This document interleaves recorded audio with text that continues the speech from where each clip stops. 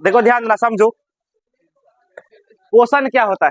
पोषण वह विधि है जिसमें जीव पोषक तत्वों को ग्रहण करता है और उसका उपयोग करता है, उसे क्या कहते हैं? पोषण कहते हैं। क्या पढ़े थे? पोषण जो है ना, पोषण का दो विधि होता है, यानी पोषण का दो विधि होता है ना, क्या? स्वपोषी पोषण और परपोषी पोषण बोलो, या उसको विषमपोषी पोषण भी कहते हैं। स्वपोषी पोषण में क्या होता है, जो जीव होता है वह अपना भोजन स्वयं संश्लेषित कर लेता है।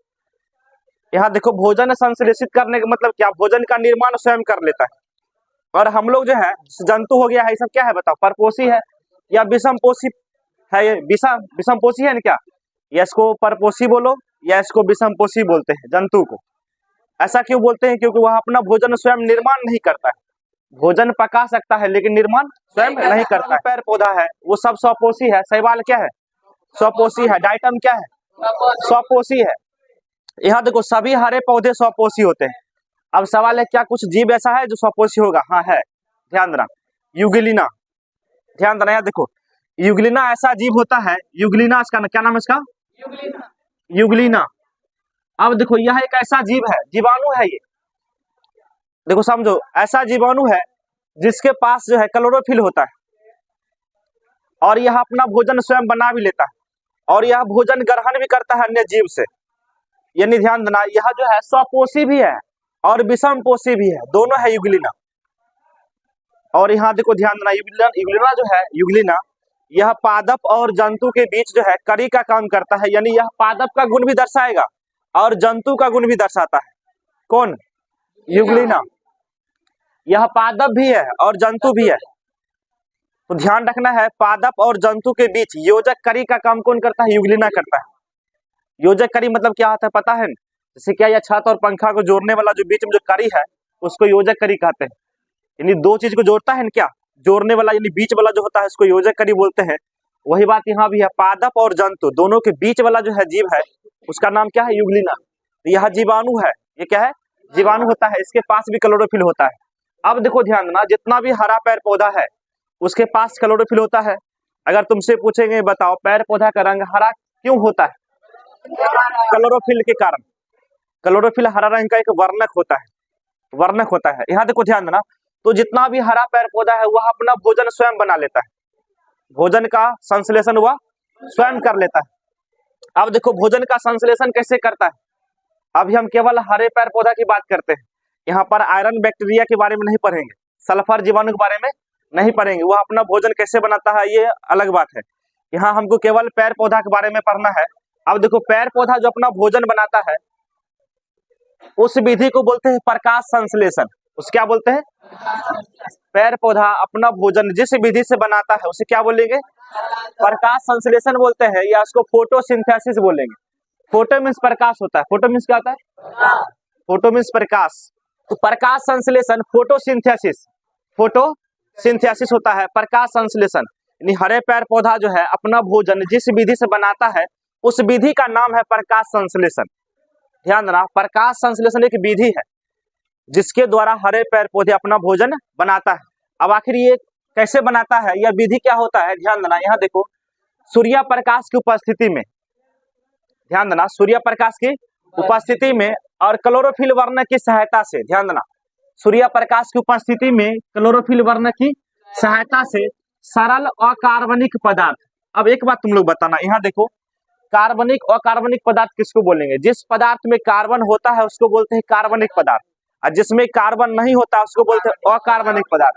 लेकिन यहाँ देखो, चार ऐसा अपवाद है जिसमें कार्बन है लेकिन वह अकार्बनिक पदार्थ है, क्योंकि वह अकार्बनिक पदार्थों का गुण को दर्शाता है। जैसे यहाँ देखो, ध्यान देना, CO2 हो गया है कार्बन डाइऑक्साइड, इसमें कार्बन है ना, देखो, कार्बन मोनोऑक्साइड, इसमें कार्बन है ना क्या? यहाँ देखो, धातु के कार्बोनेट CO3, यहाँ कोई धातु हो सकता है, जैसे याद करो कैल्शियम कार्बोनेट। ध्यान देना, यहाँ देखो, यहाँ पर कोई धातु हो सकता है। और क्या? बाय कार्बोनेट, ध्यान देना, HCO3, यहाँ पर भी कोई धातु हो सकता है। अब देखो, यह जो पदार्थ होगा, चार पदार्थ, CO2 हो गया है, CO हो गया है, कार्बन डाइऑक्साइड, कार्बन मोनोऑक्साइड और कार्बोनेट, धातु के कार्बोनेट और धातु के बाय कार्बोनेट। यह चार पदार्थ ऐसा है जिसमें कार्बन है लेकिन यह अकार्बनिक पदार्थ होता है। ये क्या होता है? अकार्बनिक पदार्थ, क्योंकि यह अकार्बनिक पदार्थों के गुणों को दर्शाता है। अब देखो ध्यान देना, यहाँ पर सरल अकार्बनिक पदार्थ है, यानी सरल मीन्स छोटा होता है। सरल मीन्स क्या होता है? छोटा। सरल अकार्बनिक मतलब क्या? जिसमें कार्बन नहीं होना चाहिए। क्या? यहाँ देखो, सरल अकार्बनिक पदार्थ जैसे क्या? CO2 और H2O। क्या बताओ? CO2 और H2O दोनों क्या है? अकार्बनिक पदार्थ। दोनों क्या है? अकार्बनिक पदार्थ है, लेकिन सरल भी है, छोटा भी है। यहाँ सरल का मतलब क्या? छोटा। ध्यान रखना है।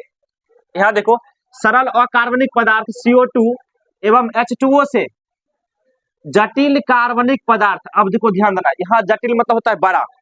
जटिल मीन्स क्या होता है? बड़ा। और कार्बनिक पदार्थ, ध्यान देना, इसमें ये कार्बनिक पदार्थ, ध्यान देना, कार्बन इसमें होना चाहिए। कार्बनिक पदार्थ ग्लूकोज। अब बताना, यह ग्लूकोज इसमें कार्बन है क्या? देखो तो है ना, क्या इसमें कार्बन है, और इसको हम लोग कार्बनिक पदार्थ कहेंगे, कहेंगे ना क्या? तो यहाँ देखो ध्यान देना, सरल अकार्बनिक पदार्थ से जटिल कार्बनिक पदार्थ ग्लूकोज का निर्माण होता है। अब देखो फिर समझते हैं। सूर्य प्रकाश की उपस्थिति में क्लोरोफिल वर्णक की सहायता से सरल अकार्बनिक पदार्थ CO2 एवं H2O से जटिल कार्बनिक पदार्थ ग्लूकोज का संश्लेषण करना ही प्रकाश संश्लेषण होता है। देखो ध्यान देना, समझो। हरे पेड़ पौधे, इसका परिभाषा कैसे बोलेंगे? हरे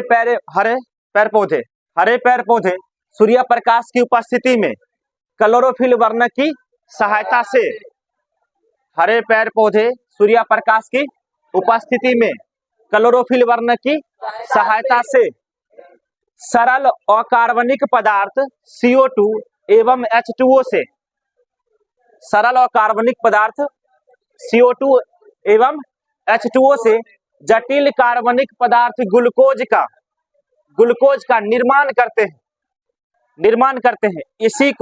इसी क्रिया को प्रकाश संश्लेषण कहते हैं। इसे क्या बोलते हैं? यहाँ देखो ध्यान देना, यह बहुत ही आसान है। जिससे क्या होता है, देखो समझो।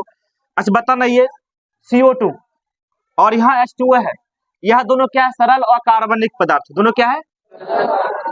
सरल अकार्बनिक पदार्थ है। हरे पेड़ पौधे सूर्य प्रकाश की उपस्थिति में क्लोरोफिल वर्णक की सहायता से सरल अकार्बनिक पदार्थ CO2 तथा H2O से जटिल कार्बनिक पदार्थ ग्लूकोज का निर्माण करते हैं, संश्लेषण करते हैं। इस क्रिया को प्रकाश संश्लेषण कहते हैं। इसे क्या बोलते हैं? यहाँ देखो ध्यान देना, यहाँ पर मुख्य चीज है ग्लूकोज, क्योंकि हरे पेड़ पौधे अपना भोजन का निर्माण करता है। प्रकाश संश्लेषण में वह अपने लिए भोजन बनाता है, और उसका भोजन क्या होता है? ग्लूकोज। भोजन क्या होता है? ग्लूकोज होता है। और यहाँ देखो, इस क्रिया में ऑक्सीजन गैस मुक्त होता है, इसको पेड़ पौधा छोड़ देता है वायुमंडल में, इसको O2 गैस को बाहर छोड़ देता है, इसको मुक्त कर देगा। अच्छा बताना, हरे पेड़ पौधे जो है प्रकाश संश्लेषण में उसको केवल क्या चाहिए? भोजन चाहिए।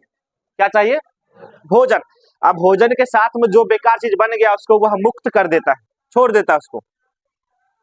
तो यहाँ देखो ध्यान देना, प्रकाश संश्लेषण क्या होता है?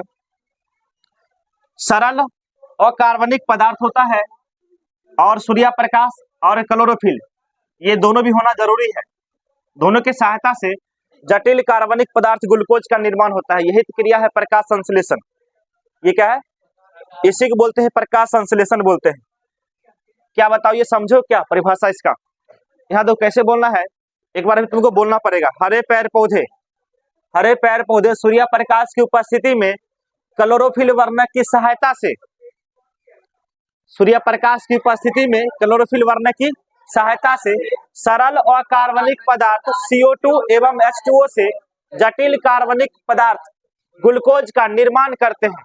इसी क्रिया को प्रकाश संश्लेषण कहते हैं।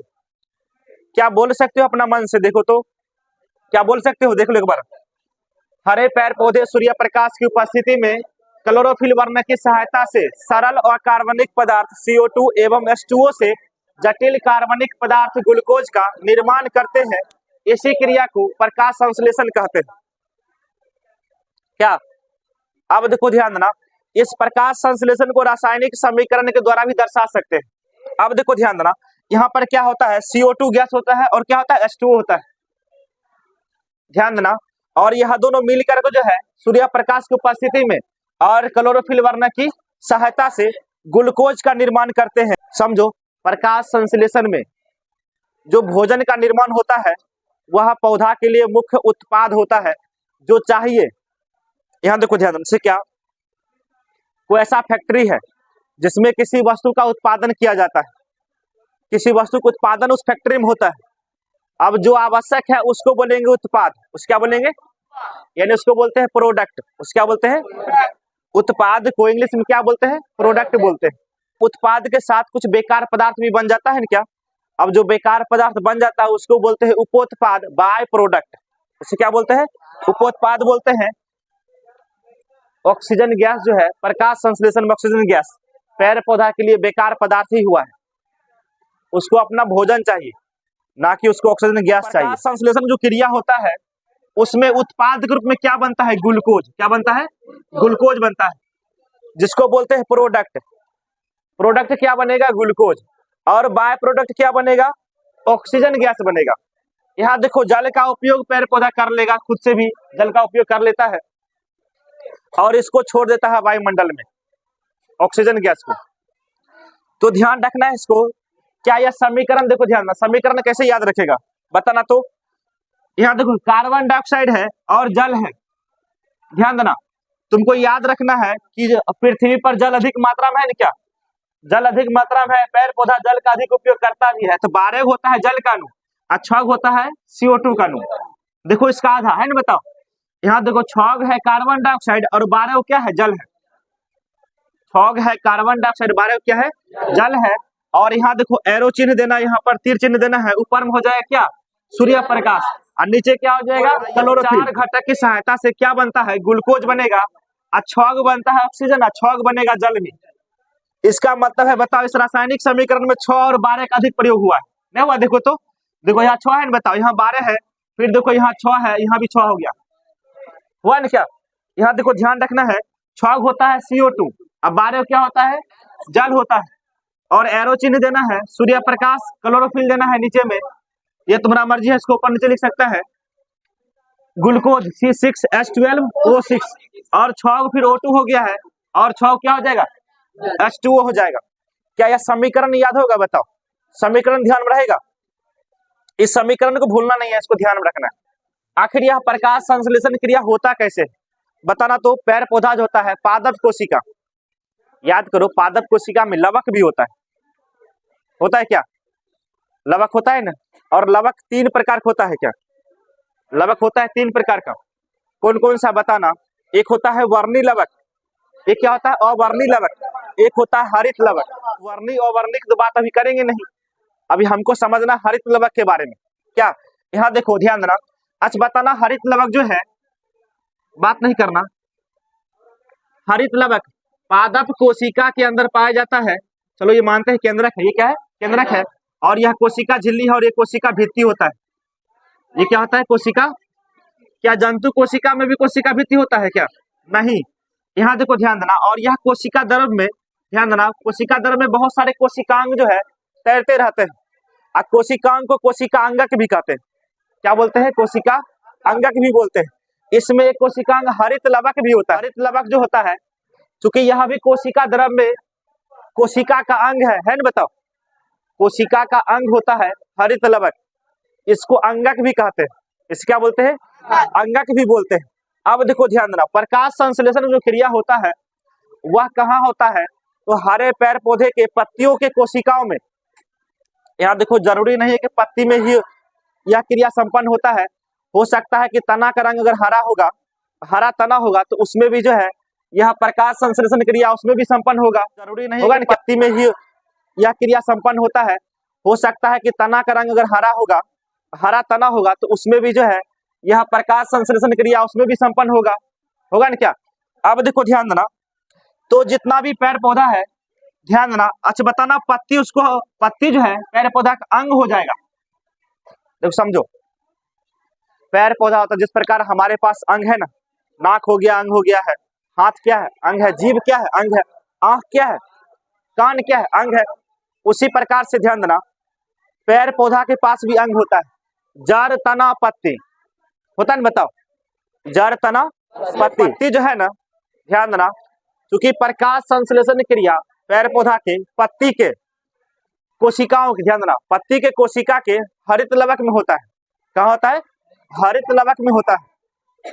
अब देखो, तो पत्ती जो है पेड़ पौधा का अंग होता है, इसलिए पत्ती को प्रकाश संश्लेषी अंग कहते हैं। क्या कहते हैं?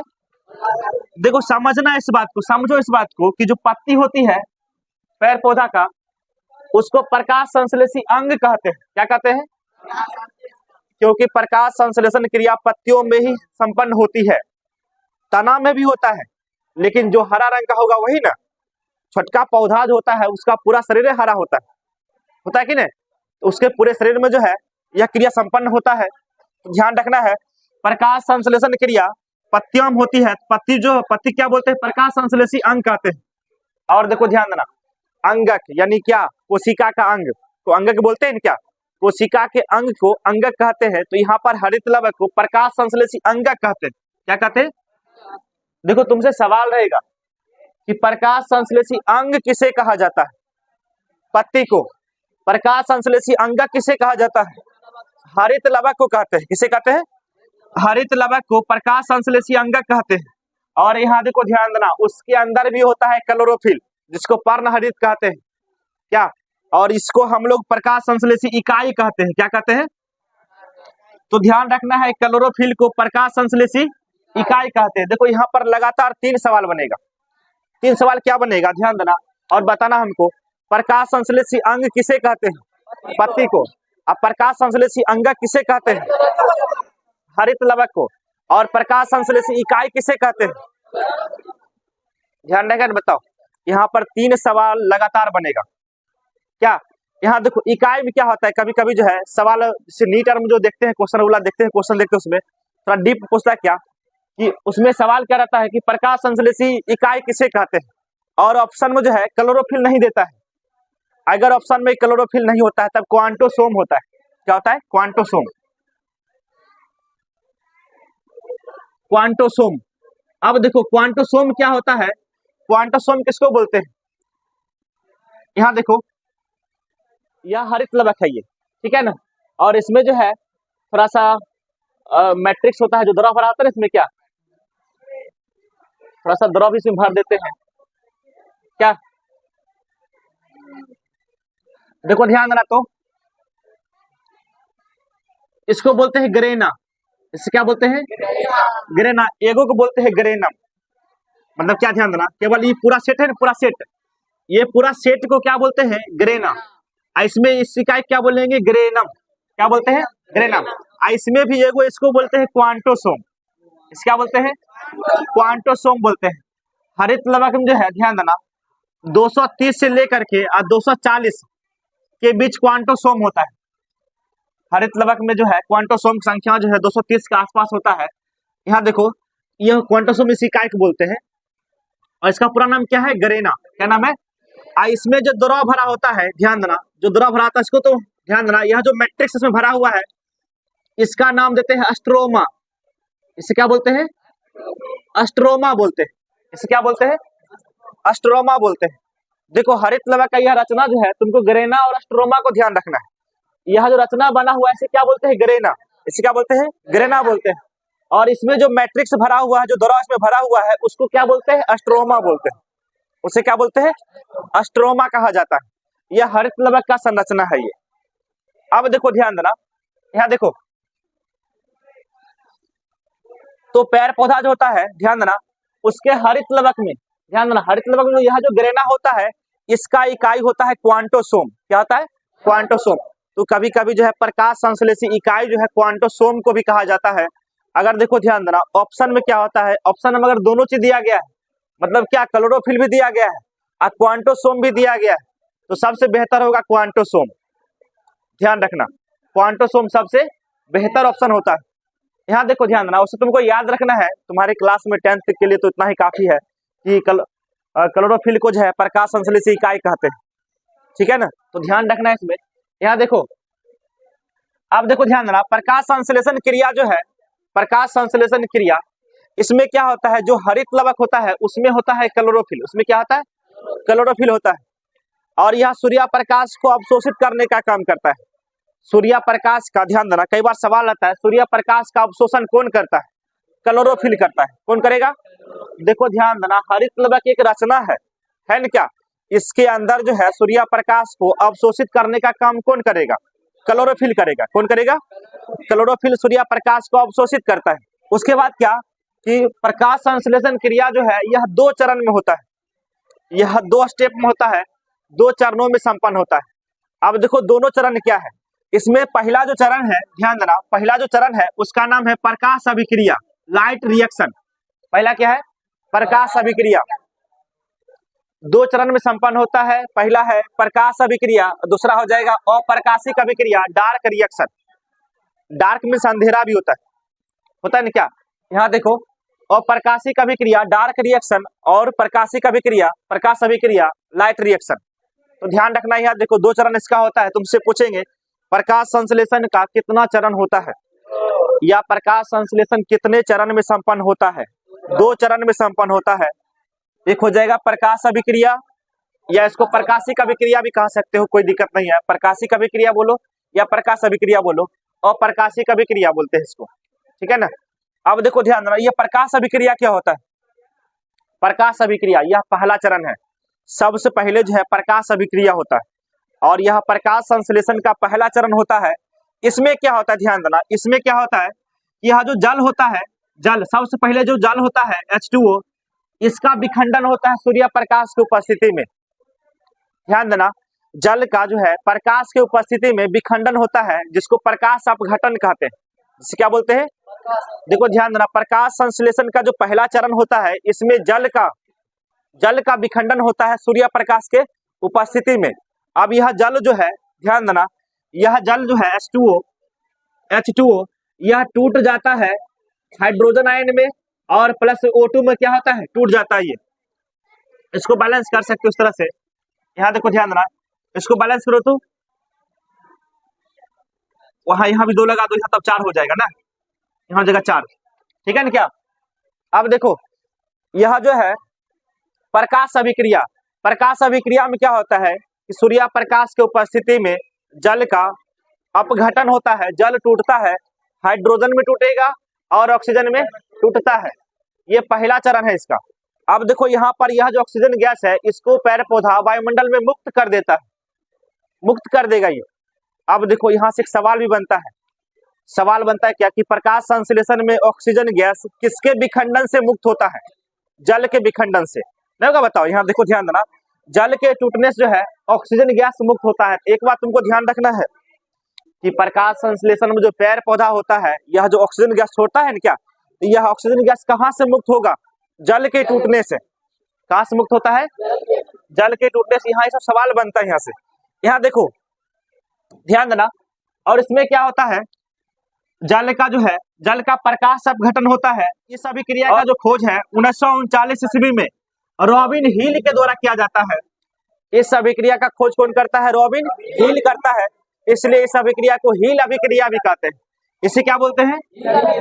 ध्यान देना, प्रकाश अभिक्रिया को हिल अभिक्रिया भी कहते हैं। यह जो प्रकाश अभिक्रिया है, ये आखिर संपन्न कहाँ होता है? हरित लवक के कहाँ, किस भाग में संपन्न होगा? यह हरित लवक के ग्रेना भाग में संपन्न होता है। कहाँ होता है ये?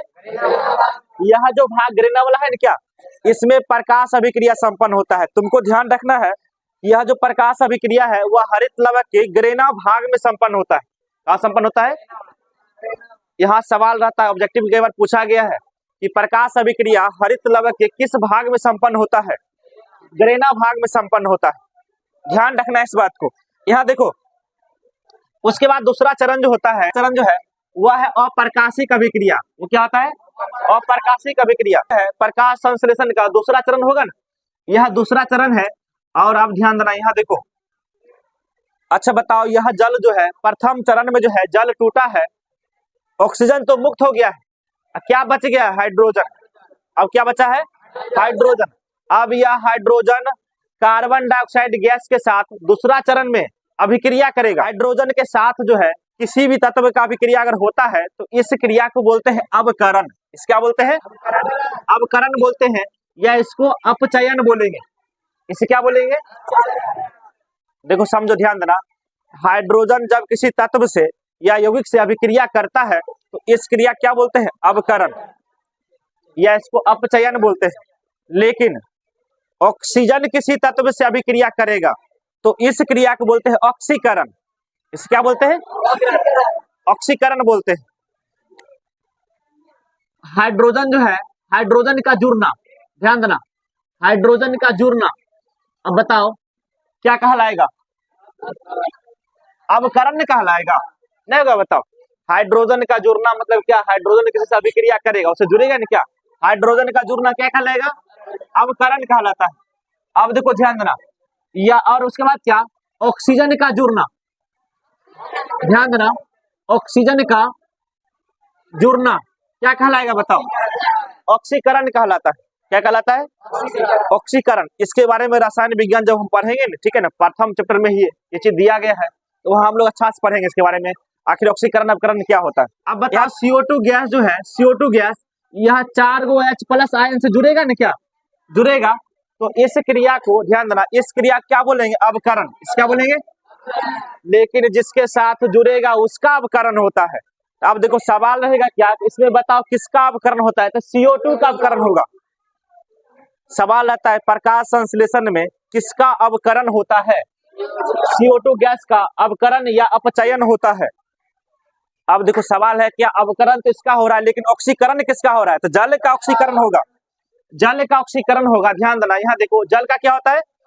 क्यों ऐसा? क्यों? ध्यान देना, यहाँ देखो, क्योंकि यहाँ पर जो है, ध्यान देना, ऑक्सीजन गैस, ध्यान देना, ऑक्सीजन का जुड़ना ऑक्सीकरण है, हाइड्रोजन का हटना भी ऑक्सीकरण कहलाता है। आगे हम लोग पढ़ेंगे हाइड्रोजन का हटना, ऑक्सीजन का जुड़ना, हाइड्रोजन का हटना, यह दोनों ऑक्सीकरण है। आप बताओ, यहाँ देखो, यह जो H+ आयन है ये कौन दिया है? जल दिया ना? क्या जल दिया ना? क्या बताओ, यहाँ देखो जल से जो है H+ आयन अलग हटा है, तो हाइड्रोजन का बाहर निकल जाना यह ऑक्सीकरण है। ये क्या है? ऑक्सीकरण होता है। और यहाँ पर जल का ऑक्सीकरण होता है और CO2 गैस का अवकरण होता है। ऑब्जेक्टिव सवाल यहाँ से बनेगा, प्रकाश संश्लेषण में किसका ऑक्सीकरण होता है? जल का। जल क्या हो जाएगा? ऑक्सीकरण। और अवकरण किसका होता है? CO2 गैस का। CO2 गैस क्या हो जाएगा? अवकरण हो जाएगा, अवकरण या अपचयन। और यहाँ देखो ऑक्सीकरण को, इसको बोलो ऑक्सीकरण, ऑक्सीकरण, या इसको उपचयन भी बोलते हैं। क्या बोलते हैं? उपचयन भी बोलते हैं। तो ध्यान रखना है, प्रकाश संश्लेषण में जल का ऑक्सीकरण होता है या उपचयन होता है, और CO2 गैस का अवकरण होता है या अपचयन होता है। यह जो अप्रकाशिक अभिक्रिया है, इसको संपन्न होने के लिए प्रकाश नहीं चाहिए। आखिर इसका नाम बताओ, अप्रकाशिक अभिक्रिया क्यों है? इसको प्रकाश से कोई मतलब है ही नहीं। प्रकाश क्यों चाहिए? जल को तोड़ने के लिए, बस इतना ही काम उसको चाहिए। बस प्रकाश क्यों चाहिए? जल को तोड़ना है, और जल टूट गया उसके बाद इसको प्रकाश से कोई मतलब है ही नहीं, इसलिए इसको अप्रकाशिक अभिक्रिया कहते हैं। अब ऐसा नहीं समझना कि क्या ये रात में संपन्न होता है, क्या नहीं, दिन में होता है। इसको संपन्न होने के लिए जो है प्रकाश नहीं चाहिए, इसलिए इसको बोलते हैं अप्रकाशिक अभिक्रिया। इसे क्या बोलते हैं? अप्रकाशिक अभिक्रिया बोलते हैं। प्रकाश के अनुपस्थिति में संपन्न होता है। क्या? अब देखो, लेकिन अब सवाल है, यह जो है यह हरित लवक के किस भाग में संपन्न होता है? तो स्ट्रोमा में। क्या होता है? यह जो द्रव है ना, क्या यह जो द्रव है इसमें संपन्न होता है, इसी को बोलते हैं स्ट्रोमा। इसे क्या बोलते हैं? तो ध्यान रखना है, प्रकाशिक अभिक्रिया होगा ग्रेना में। क्या होगा? ग्रेना में होगा। और अप्रकाशिक अभिक्रिया कहाँ होगा? स्ट्रोमा में होता है। क्या होता है? स्ट्रोमा में होता है। ध्यान रखना, यह जो दोनों चरण है वह किस भाग में संपन्न होता है? क्या? इस बात को ध्यान रखना है। अब देखो, यह जो अप्रकाशिक अभिक्रिया है, अप्रकाशिक अभिक्रिया है, इसका खोज कौन किया था? ध्यान देना, मेल्विन कैल्विन ने खोज किया था। 1954 ईस्वी में अप्रकाशिक अभिक्रिया का खोज मेल्विन कैल्विन ने किया था। इसलिए जो है इस अभिक्रिया को कैल्विन चक्र भी कहते हैं। इसे क्या नाम दिया गया? कैल्विन। इस अभिक्रिया का नाम जो है कैल्विन चक्र कहा जाता है, इसको कैल्विन चक्र नाम दिया गया है। और यहाँ देखो ध्यान, यह बहुत ही महत्वपूर्ण खोज था, और इस खोज के लिए जो है इनको, मेल्विन कैल्विन को जो है 1961 में नोबेल पुरस्कार दिया जाता है। 1961 में इस खोज के लिए। तो ध्यान रखना है, अप्रकाशिक अभिक्रिया का खोज जो है मेल्विन कैल्विन ने किया था, इसलिए इसको कैल्विन चक्र भी कहते हैं। इसको हील अभिक्रिया कहते थे, बताओ, इसका क्या नाम था? हील अभिक्रिया, और इसको केल्विन चक्र कहते हैं। क्या ध्यान रहेगा बताओ? ध्यान रहेगा ये बात? अब चलो यहाँ देखो, उसके बाद जो है ध्यान देना, यह जो प्रकाश संश्लेषण है, अब तुम लोग बताना सूर्य प्रकाश में कौन ऊर्जा होगा? विकिरण ऊर्जा। उसमें कौन ऊर्जा होगा? उसी को प्रकाश ऊर्जा बोलते हैं, या उसको बोलो विकिरण ऊर्जा। अब देखो, इस ऊर्जा का अवशोषण पेड़ पौधा करता है। कौन करता है? पेड़ पौधा। और इस ऊर्जा के सहायता से, ध्यान देना, इस ऊर्जा के सहायता से इस जल को तोड़ा जाता है, और इस जल को जब तोड़ते हैं, जल को तोड़ करके जो है ग्लूकोज यहाँ बनता है। क्या बनता है? ग्लूकोज बनता है। और ऊर्जा संरक्षण का सिद्धांत कहता है ऊर्जा का विनाश नहीं होता है, भले ऊर्जा का रूप में परिवर्तन हो जाता है। यह बल्ब जो जलता है, यह भी ऊर्जा का रूप में परिवर्तन हो रहा है। यहाँ पर हो रहा है ना? क्या यहाँ देखो, ध्यान देना, तो यहाँ पर भी जो है ऊर्जा का नाश तो नहीं होगा। क्या ऊर्जा के रूप में क्या होगा? परिवर्तन होगा। तो यहाँ पर ध्यान देना, विकिरण ऊर्जा जो है रासायनिक ऊर्जा में बदलता है, क्योंकि यहाँ पर रासायनिक अभिक्रिया होता है ना? क्या, और यह रासायनिक ऊर्जा में बदल करके ग्लूकोज के बंधन में यह रासायनिक ऊर्जा संचित हो जाता है। देखो समझो, ध्यान देना, यह जो रासायनिक ऊर्जा है, यह ग्लूकोज के बंधन में संचित हो जाएगा। और जब हम इसी को जब हम खाएंगे, जब हम फल खाते हैं ना, बताओ, उसमें ग्लूकोज होता है, और वही ग्लूकोज हमारे माइटोकॉन्ड्रिया में जाके जब टूटेगा, फिर से बंधन टूटेगा, तब ऊर्जा फिर मुक्त होता है। क्या नहीं समझो? यहाँ देखो, सूर्य का विकिरण ऊर्जा पेड़ पौधा के पास आएगा ना? क्या, और पेड़ पौधा जो है इस ऊर्जा का उपयोग करके ग्लूकोज बनाएगा। क्या बनाएगा? ग्लूकोज। और यह ऊर्जा जो है, यह जो विकिरण ऊर्जा है, रासायनिक ऊर्जा बन के ग्लूकोज के बंधन में क्या हो जाएगा? संचित हो जाएगा। होगा ना? क्या यहाँ देखो, यह जो ऊर्जा है, सबसे पहले विकिरण ऊर्जा रासायनिक ऊर्जा बन करके ग्लूकोज के बंधन में क्या हो जाएगा? संचित हो जाएगा। और यह जो ग्लूकोज है, अब बताओ, जो पेड़ पौधा का जो भोजन होता है, अब उसका भोजन अगर हम ग्रहण करते हैं, तो बताओ, हम जो उस भोजन को ग्रहण करते हैं, हमारे अंदर भोजन जाता है, अब पचेगा, तब बनेगा ग्लूकोज। तब क्या बनेगा? ग्लूकोज। और वही ग्लूकोज हमारे कोशिकाओं में जा करके जो है उसका विखंडन होता है।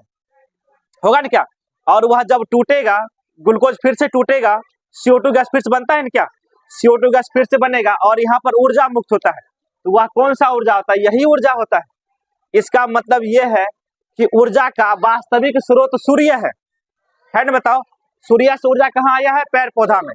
आप पेड़ पौधा से कहाँ आ गया? हम लोग जंतु में आ गया, आया ना? क्या, यानी इस दुनिया में ध्यान देना, जितना भी जंतु है, जितना भी जीव है, उसके पास ऊर्जा का मुख्य स्रोत क्या है? सूर्य है ना? क्या, तो ध्यान रखना, तुमसे पूछेंगे बताओ सूर्य, तुमसे पूछेंगे बताओ ऊर्जा का अंतिम स्रोत क्या है? अंतिम स्रोत सूर्य हो जाएगा। अंतिम स्रोत सूर्य न होगा ऊर्जा का। क्या, ऊर्जा का अंतिम स्रोत क्या होता है?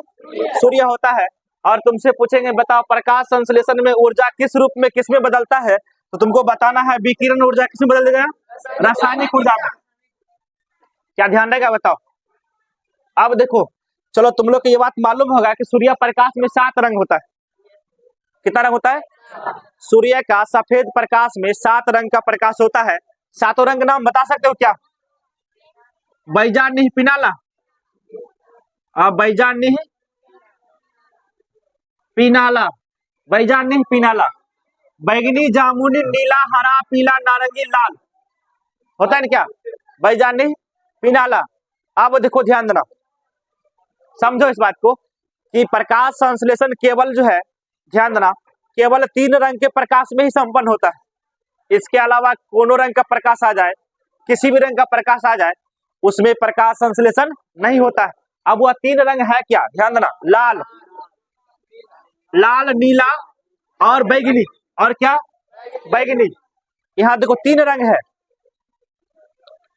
बात नहीं कर रहा। यहाँ देखो, प्रकाश संश्लेषण जो है यह 3 रंग के प्रकाश में ही संपन्न होता है। कौन कौन सा? लाल, नीला और बैगनी। अब देखो, ध्यान देना, यह क्रम कैसे बनेगा? यहाँ देखो, सबसे पहले हो जाएगा लाल, फिर नीला, फिर बैगनी, फिर क्या हो जाएगा? बैगनी हो जाएगा। यहाँ देखो, प्रकाश संश्लेषण का दर सबसे अधिक किस रंग के प्रकाश में होगा? लाल रंग के प्रकाश में। देखो, इस सवाल रहता है यहाँ से, प्रकाश संश्लेषण का दर सबसे अधिक किस रंग के प्रकाश में होगा? लाल में। उसके बाद होता है नीला में, और सबसे कम बैगनी में। अब चलो तुमसे सवाल पूछते, बताना हमको। प्रकाश संश्लेषण का दर सबसे कम किस रंग के प्रकाश में होता है? सबसे अधिक लाल में हो जाएगा।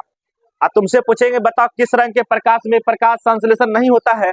या तीनों के अलावा जो है इसमें देख लो यहाँ से, और सब में नहीं होगा। क्या बता, हरा रंग होगा क्या? हरा होगा क्या? नहीं। क्या?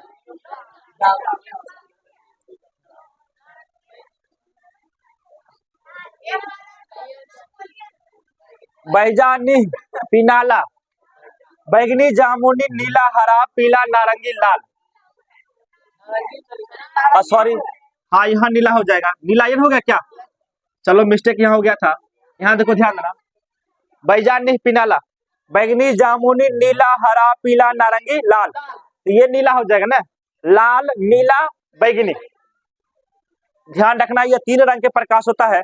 सबसे अधिक जो है लाल रंग में होता है, और सबसे कम जो है बैगनी में होता है। क्या यहाँ तक समझो क्या? यहाँ देखो, उसके बाद और खास बात क्या, ध्यान देना कि पेड़ पौधा जब अपना भोजन बनाता है तो उस भोजन का उपयोग भी करता है, लेकिन हाँ जिसका उपयोग वो नहीं करता है उसको वो जमा करता है, संचित करता है। लेकिन संचित करने का उसका रूप कुछ अलग होता है। जब उसका भोजन बनता है तो उसको हम लोग ग्लूकोज बोलते हैं। उसे क्या बोलते हैं? C6H12O6। इसमें से पानी निकाल देंगे क्या बनेगा बताओ? स्टार्च। क्या बनेगा? अब तुम बताना, इसमें से पानी निकालेंगे सूत्र क्या बनेगा? C6H10O5। और ये क्या है? स्टार्च। सही नहीं क्या? स्टार्च है ना, बताओ। और इसमें से केवल पानी निकाला जाता है, पानी निकला होता है। अब देखो यहाँ जो है, यानी पेड़ पौधा में भोजन का ध्यान देना, ग्लूकोज का जो संचयन है वह स्टार्च के रूप में होता है। किस रूप में होता है? स्टार्च को ही मंड बोलते हैं। ठीक है ना, ध्यान रखना है।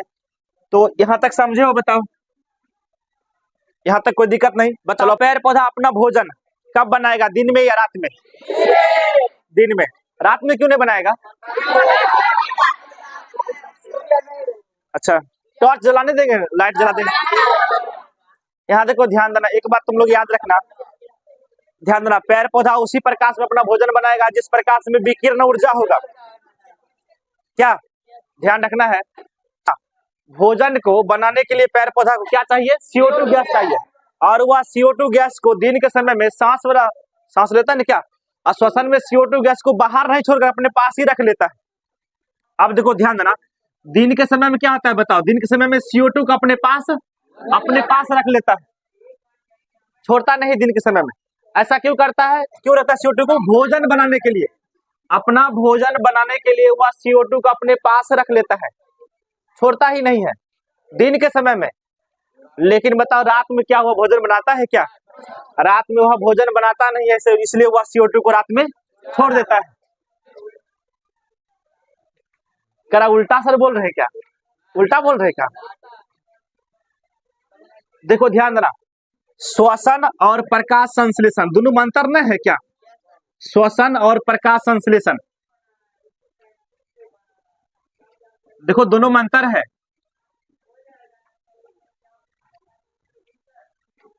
प्रकाश संश्लेषण, अब देखो ध्यान देना, बताओ तो श्वसन जो होता है ना, श्वसन, ध्यान देना, श्वसन में O2 गैस का उपयोग होता है, O2 का उपयोग होता है। लेकिन प्रकाश संश्लेषण में CO2 गैस का उपयोग होता है ना? क्या तुमसे पूछेंगे बताओ प्रकाश संश्लेषण में किस गैस का उपयोग किया जाता है? CO2 गैस का उपयोग होता है। और श्वसन में O2 गैस का उपयोग होता है। अब देखो ध्यान देना, दिन के समय में जब पेड़ पौधा अपना भोजन बनाता है तो इसके लिए उसको क्या चाहिए? CO2 गैस चाहिए। और CO2 सांस में छोड़ता भी नहीं क्या? वह ना छोड़ करके बाहर अपने पास रख लेता है भोजन बनाने के लिए। चलो दिन में नहीं छोड़ा क्या, लेकिन रात में उसको भोजन तो बनाना है नहीं, इसलिए रात में उसको CO2 गैस को छोड़ना पड़ता है। और यही कारण है रात में जो है हम लोगों को पेड़ पौधे के नीचे नहीं सोना चाहिए, इसलिए कहा जाता है। देखो कारण यहाँ पे ये है, क्या समझे बताओ? ठीक है, मुकेश सर भी आ चुके हैं।